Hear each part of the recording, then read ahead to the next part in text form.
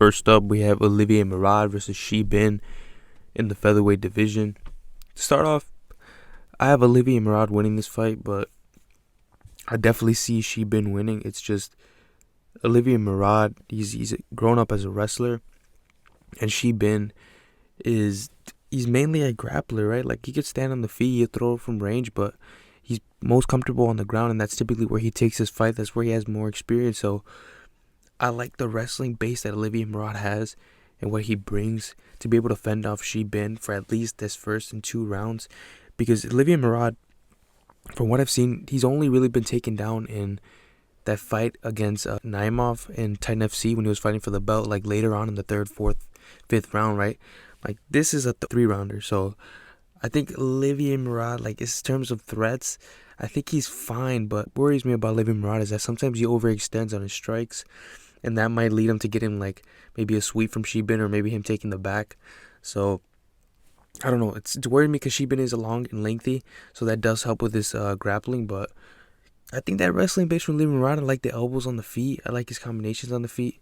I like his knees. I'll take Olivier Murad. I'll take him to get it done probably by decision or maybe 3rd round finish. But let's look at these weigh-ins. So you have the Haitian Warrior. I call him the Haitian Warrior because he's from Haiti, obviously, but he's called the Warrior God. There he is.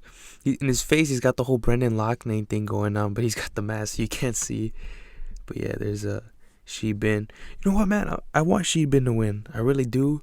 But I love Olivier Murad. But, like, I just prefer Qhui Bin, man. He's younger and, like, it'd be awesome. He's a cool guy. And he also has Zorro as his fucking Instagram profile picture, so that's awesome. And look at that. You could tell the lengthiness from Qhui Bin. But yeah, man, Qhui Bin is coming off a 2-year layoff as well, so that's why I'm leaning more towards Murad. I like his wrestling defense, so I think that's gonna be a big factor here. In terms of odds, Olivier Murad now a plus 220 underdog, opened up at plus 130. It makes sense, man. People like the strength of schedule Qhui Bin brings, and they like the win streak he's got going on. And obviously, people when they see 1, they're like, oh hell yeah. But yeah, I would definitely do the over 1.5. I feel like I'm gonna parlay a lot of over 1.5 in this event. I think a lot of these guys are going to go out there for like a round and have very competitive, because a lot of these fights are competitive in reality. Like, even if they're minus 500, like Quinonez, they're going to be competitive. And then after a while, one fighter is going to spread apart and then just take the win. But yeah, I like the over 1.5 here, minus 210. And Murad by KO plus 500. Qhui Bin by KO plus 900. Yeah. And then Qhui Bin by submission. Obviously, it's only plus 150 because people are hammering it. But yeah, I think Murad's good enough defensively. Like, I really do. But yeah, and also the wrestling of Murad. Murad gets on top of Qhui Bin and neutralizes the grappling. He can land some nasty ground and pound. I've seen Qhui Bin get hit with some nasty ground and pound. But yeah, the pick is Olivier Murad. But Qhui Bin is a very good pick, and I like his name, the Stalker.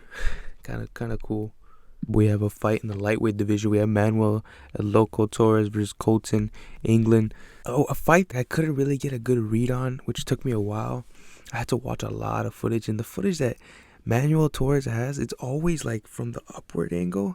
It's so weird. I don't know why his fights for some reason are like that. But yeah, Manuel Torres is decent. Very sporadic on the feet, which is why I think they call him a loco, right? He's like crazy style. Crazy front kicks. That front kick is worrying me because Englund is a very pressure-heavy boxer, has good combinations. He slip punches very well, which might be a little bit concerning if he's trying to slip something from Manuel Torres, like something crazy that Manuel Torres throws. But Kolton Englund always wants to put you against the cage practically and just throw combinations that you slip your punches, put the pressure on you, and if you're pushing him back and he feels uncomfortable on the feet, he can shoot for a double leg. But his offensive wrestling is okay. I'm not sure how good it's going to work against Manuel Torres, right? Looking at the weigh-ins, you could tell there's Manuel Torres, and then there's Kolton Englund.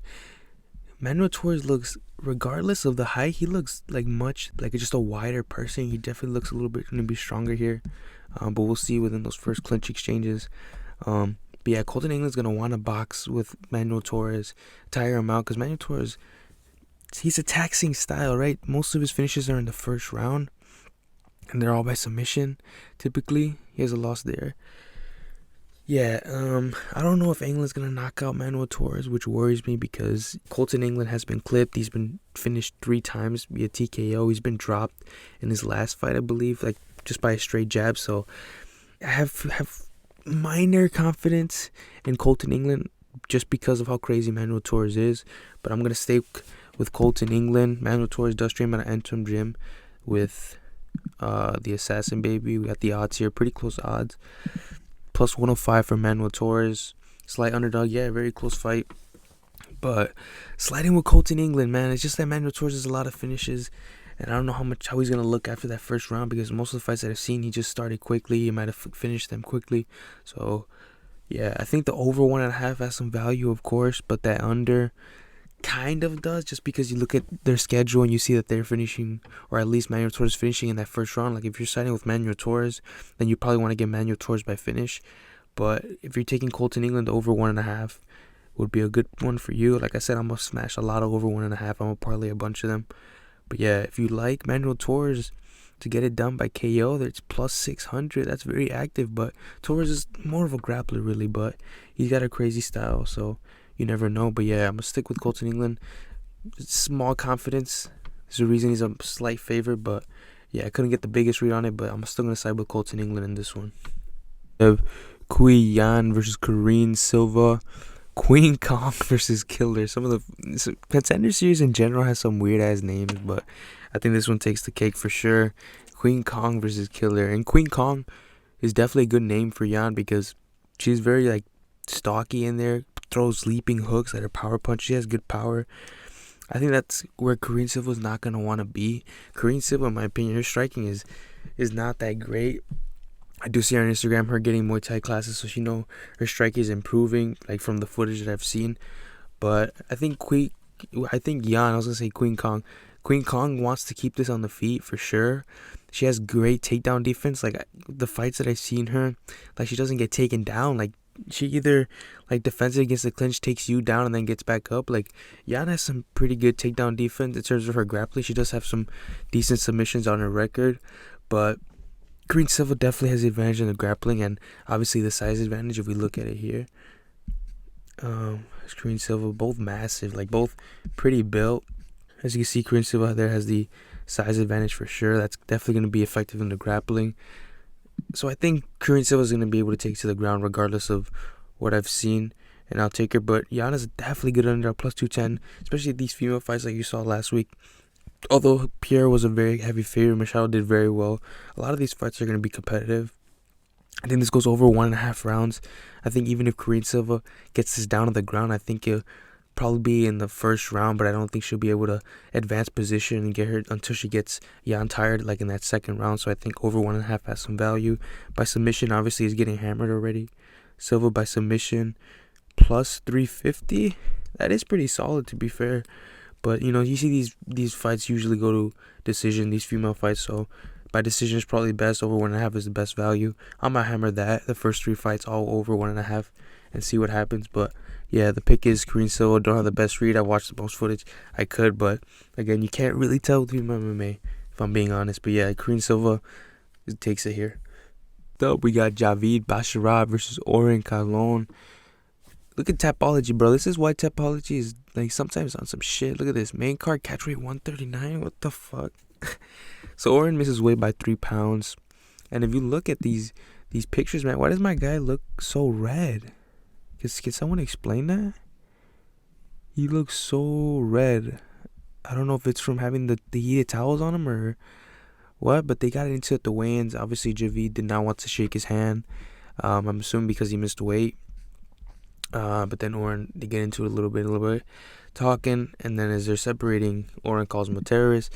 You know, it's a little bit uncalled for, just random. You know, it's heated. This is going to be a good fight for sure. These guys are going to go at it.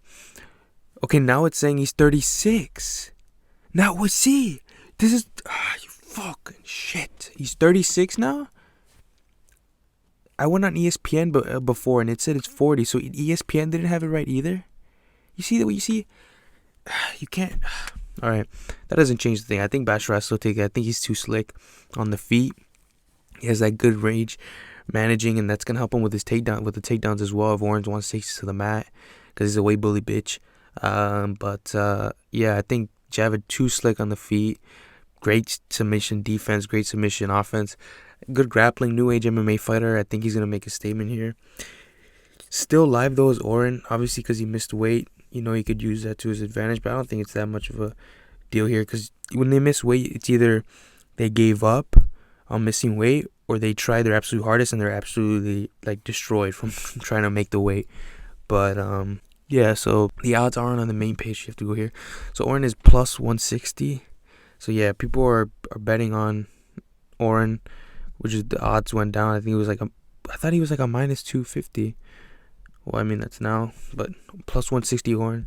Definitely live dog here, but I'm more confident on Basharat after that weight miss. But yeah, over 1.5 for sure. Over 1.5. I think I'm gonna hammer all first 3 fights and then hammer this 1.5, all 4, and see what happens. But unless someone just gets a KO within the first couple minutes, I think those over 1.5s are gonna be nice. But yeah, Basharat by KO plus 375.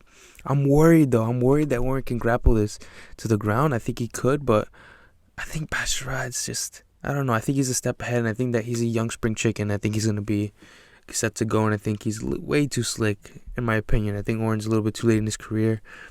Both guys facing good competition, but I'm going to stick with Javid Basharat to get it done in the 3rd or 2nd round by KO. Here we have the co-main event. Quinonez versus Xiao in the bantamweight division. Ooh-wee, we got some bantamweights. So, problem at Quinonez is that he fought in Brave twice, and he got KO'd there once. Has some slick striking, very good grappler. I think the way that Xiao is going to approach this is going to be a wrestling, and I think that's going to be a problem or problema, because Quinonez trains with some very good grapplers, like obviously Brandon Moreno and Trum Gym, but I think Quinonez is very well rounded. I think him on the feet, he's very well to find his range. His 1-2s are very solid. He's very quick on his feet. Speed, hops around. Xiao is, I don't want to say he reminds me of Song Yadong because I'd just be straight racist, but his striking is very forward. He does a lot of boxing, has a heavy low kick. His wrestling is good. Like, he literally, like, isn't Song Yadong literally like that? A bantamweight with wrestling and some solid boxing and heavy low kicks. That's literally Xiao. But I think that his wrestling is going to be not enough for Quinonez. Quinonez has some very good, solid takedown defense, has some good balance, and I think he could reverse some of those wrestlings, takedowns, and I think he can get some good grappling transitions here, and I think he might be able to get a sub here on Xiao Long. Probably like a rear naked choke off a takedown, but you look at these odds, minus 500, like that's not even worth it at that point. I think this is more of a minus 200 Quinonez, if I'm being real. The over 2.5 people are hammering that. They think this is going to go to the distance, and I think it also does. But Xiao has been submitted, and he has been finished, and so has Quinonez. But Quinonez doesn't have, I don't think he has the threat of a KO here from Xiao. But you look at Xiao by submission, plus 1,300, that's crazy, especially since he's a heavy grappler wrestler. But I think Quinonez gets this done inside the distance. Under 2.5 is at plus money. I feel like that's worth the stab, but you see a lot of these bantamweight bouts go to decision. So, yeah, just pick and choose what you want. I think Quinonez gets this done inside the distance. And, yeah, look at these weigh-in pictures here.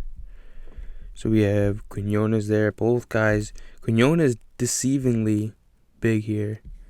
Probably the tattoos, Yao Long there. There you got the Dragon Ball Z tattoo from Quinonez there. Is that Goku on there? That's awesome. But yeah, both guys, man, this is going to be a good fight. I think grappling is going to be it's going to be a big aspect of this fight. So we'll see how that goes in the first round. And then from there, you can live bet if Contender Series has it. If you see that Quinonez isn't dealing with the wrestling well, but still confident Quinonez here. Jansey Silva versus Gadzhi Omargahdziev. Finally, some good middleweights. Fuck yeah, we got some solid middleweights. Jansey Silva fighting our top fight team, which is where Thiago Santos trains in Brazil. Jansey Silva trains with some really good guys. I think some low-key guys. Like Hugo Kuna is a very good grappler. He was going to be on Contender Series. But, Jansey Silva has some decent bodies to work with.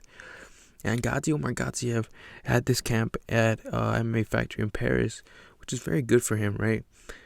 He's a pressure-heavy grappler, and his striking is pretty decent. He has some solid leg kicks. He doesn't really like to entertain it on the feet all that much. Like, maybe he'll stay in the first round. He'll stand on the feet with you for like 2-3 minutes, get to gauge on how you are striking, and then he just takes you down, and then from there just controls. And he has some very good wins on his record, especially in his amateur career. Like, this guy has a lot of fights. I think Jansey Silva's good and active for a KO here, but I think Gadzhi, especially training with Fernand Lopez, I'm sure he's going to be very much more technical on the feet, and he'll be able to withstand anything that Jansey Silva has to throw on him and take him down. But Jansey Silva, I haven't seen him much on his back at all, so we'll see how he reacts. Let's see how if he's able to get back up, because Jansey Silva does, grapple a little bit. He takes people to the ground, but he's not facing Gadzhi or Omargahdziev. But I think Gadzhi gets a late finish here. Jansey Silva is definitely worth a dog here. He's over plus 500. I did a deeper dive on this if you guys want to check that out, where I explain a little bit more. But yeah, now the odds are getting even crazier here. Definitely live for a KO and Jansey Silva. Let's check those odds first. Let's see what Silva.